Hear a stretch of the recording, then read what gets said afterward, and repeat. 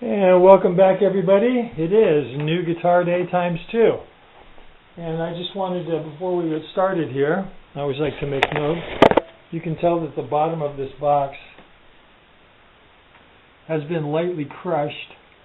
I don't know if that's going to make any difference. Sometimes that means the strap button is going to be shoved into the guitar. Otherwise, the box is in fairly good shape. There's your typical UPS finger torture holes, but it didn't seem to go all the way through. But overall, the box seems to be in fairly good condition. They tried to whack it right here. I don't know, I think UPS has a game. Whack the box. Anyways, guitar number 2 is an electric bass, which I did not need. But I don't really need any guitars, to tell you the truth. But I have a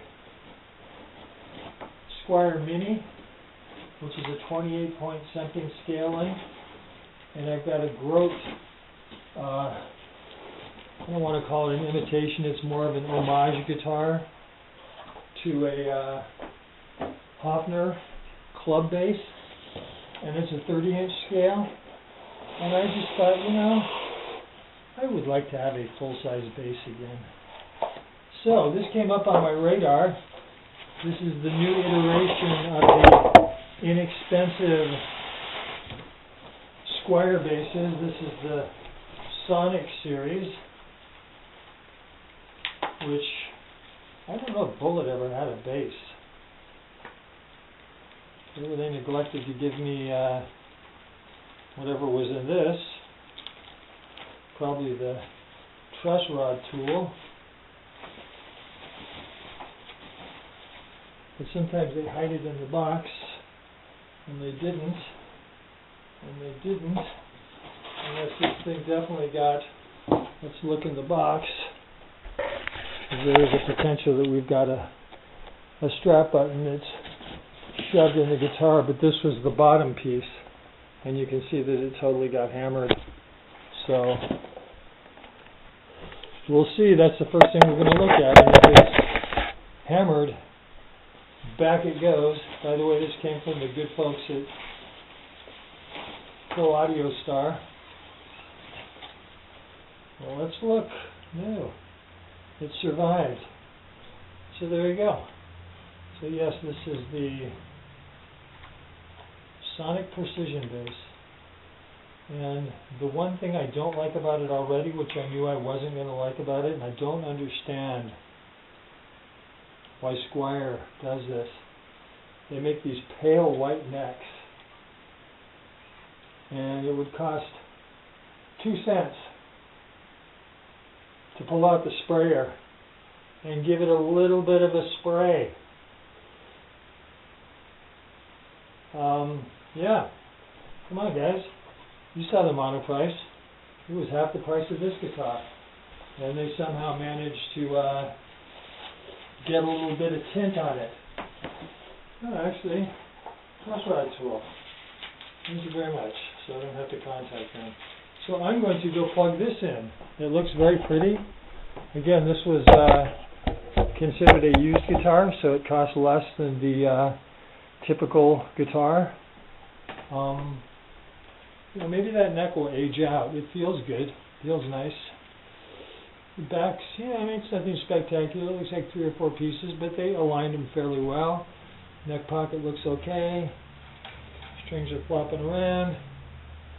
So we're going to go tune it up and give it a whirl.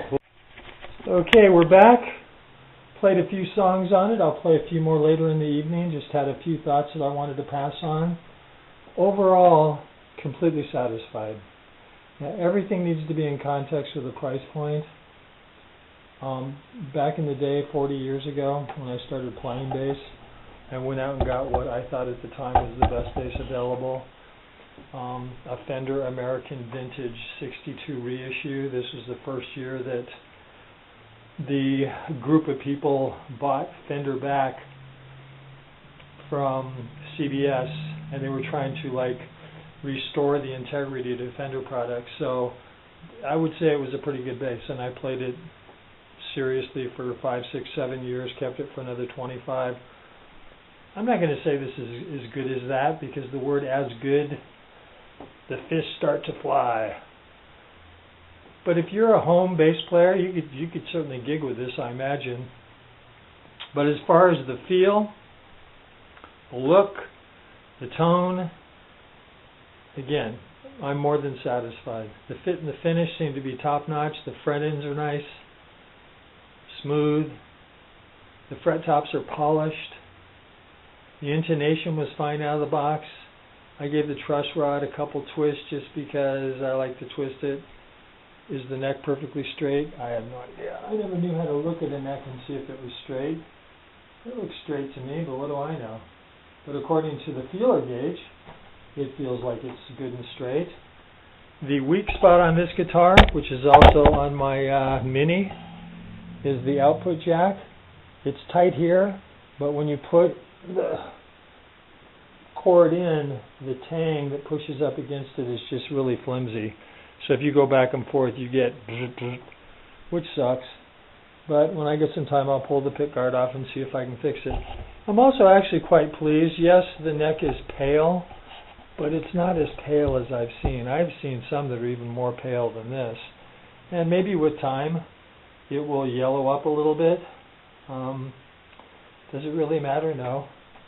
To me, the funniest thing was, though, I did some research on these before I bought it, and this should have come with a skunk stripe, but apparently, according to Fender, which I just got off the phone with, the skunk stripe was only available on the earliest run, and then probably in a cost-cutting measure they decided to get rid of it. But most of the vendors have pictures that were supplied by Fender, so they show that the Sunburst has a skunk stripe on it. The pastel models generally don't, and supposedly this is an Indonesian build. Also, some are coming from China. Supposedly, if you got the Indonesia, made in Indonesia, two-color Sunburst, you'd get a skunk stripe. Does it really matter? No, but I was surprised. So what that means is that you've got a two-piece neck. You've got the fretboard and the neck. And a lot of purists would go, ugh, but then you have to keep in mind that if this was a rosewood fretboard, of course it would be two pieces. And I read back in the day, in the early days of Fender, that for a brief period of time, they did the maple neck like this without the skunk stripe with the two-piece, and they said that it actually turned out that it was more stable, that the top, the sandwiching of the maple fretboard on top of a maple neck actually gave stability. Is this true? I have no idea. There's a million stories about Fenders, and only guitar nerds like me even bother to involve themselves in such lore. So overall, though, for the price, you can't beat this.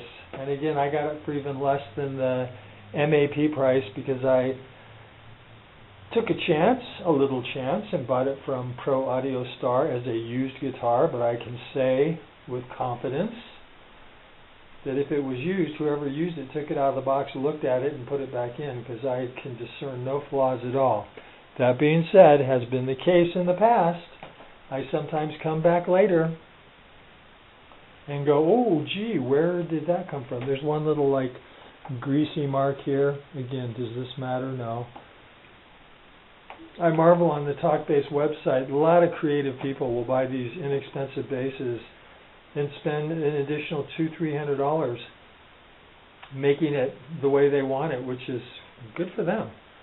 I think that's a beautiful thing. Action's a little high, but again, I'm not a speed player, so that's something. The good news is that the saddles are like fully up, so there's plenty of room. It's not super high. And again, when I play with my fingers, when I pluck, I like a higher action. It seems to be very comfortable. So I give this guitar 2 thumbs up. Very impressed, very pleased. And again, some of the people on the forums were saying that they were getting these out of the box and there was all kinds of fret sprout, and these frets are just smooth as glass and they're polished. And the tuners work nice, and the nut seems to be cut nice, and the intonation seems to be fine, and there's lots of room for intonation if, let's see, flat is forward, so hopefully nothing's too flat because they can't go forward much more. But if they're sharp, they certainly can go back a long way. And the tone out of it's really pleasing too. And I have to tell you, being that I've been playing a 28-inch scale mini and a 30-inch Grote, going back to a 34 is like, whoa, 4 extra inches is quite a bit of real estate. But you get used to it really quick. I mean, it's what I grew up on. I played 34-inch scale basses. So, anyways, very pleased.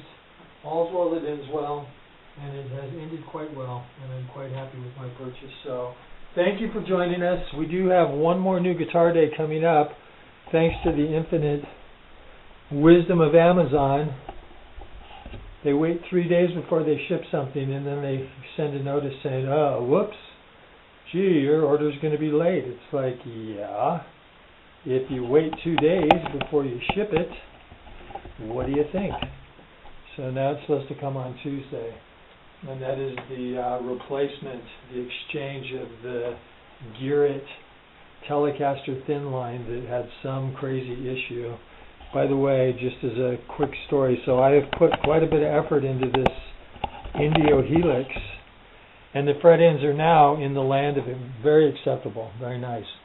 But it took some effort, and it shouldn't have been sent out that way, and especially in contrast to the guitar that I just got today, the OS30, which could use a little bit of fret work, but I'm thinking maybe 5 minutes, and I'll have it in shape. And this, we're talking, so far I've put a couple, maybe an hour and a half in this one, and I bought another one, and I put about an hour and a half into it. And for my trouble, Monoprice generously refunded me $10 for each guitar, because their master luthier in California didn't do his freaking job, if he even exists. Anyways, rant over. Beautiful day outside. Sun is shining. There's still snow on the ground, as you can see, but it is melting quickly. Oh, there's the UPS guy, but he has nothing for me today. Nothing for me today. But yes, it's in the mid-30s, to be expected, early March. And don't forget to change your clock this weekend. We're doing the old clock change. So those early morning sun coming up, back into the dark ages. Anyways, thank you for joining us. It's always a pleasure to have you along. Have a great day.